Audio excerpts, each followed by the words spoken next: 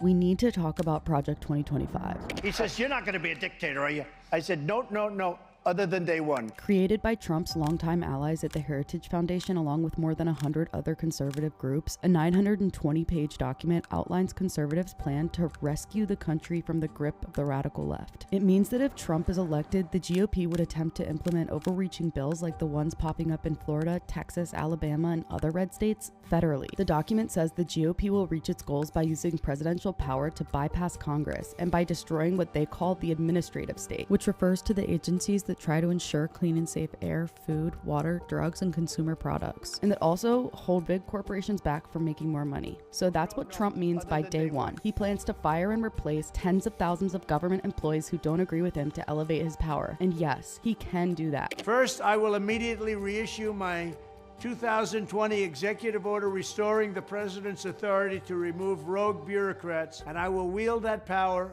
very aggressively. All right, let's dive into this document. When I searched the term sex, 133 matches came up. That's obsessive. It explicitly states their goal to rescind regulations prohibiting discrimination on the basis of sexual orientation, gender identity, transgender status, and sex characteristics. So queer people could legally be fired, not hired, refused service, or otherwise discriminated against. It also proposes deleting the term sexual orientation, DEI, gender, gender equality, gender equity, gender awareness, gender sensitive, abortion, reproductive health, and reproductive rights from every piece of legislation that exists. That's terrifying because it promotes discrimination against LGBTQIA+ and pregnant people. And speaking of pregnant people, it also proposes pushing as hard as possible to protect the unborn in every jurisdiction in America, aka a national abortion ban. They plan to go after education too, just like they have in red states. The authors propose eliminating the entire Department of Education, which they say injects racist, anti-American, ahistorical propaganda into America's classrooms. As part of its economic policy, it wants to eliminate regulatory and procedural barriers for companies and prop up the oil industry, which it says is not an environmental problem. This is all just the tip of the iceberg. It's a document filled with endless contradictions, going back and forth between ideas of big government and small, going after monopolies but reducing corporate taxes and regulation, saying they're for freedom but policing people's bodies, gender, and sexuality. And it's a document created by the Heritage Foundation, which has ties to fossil fuel billionaire Charles Koch and is swirling with controversies. Throughout, they dehumanize the left in ways that make me afraid of how much more emboldened far-right Republicans will feel to target vulnerable people.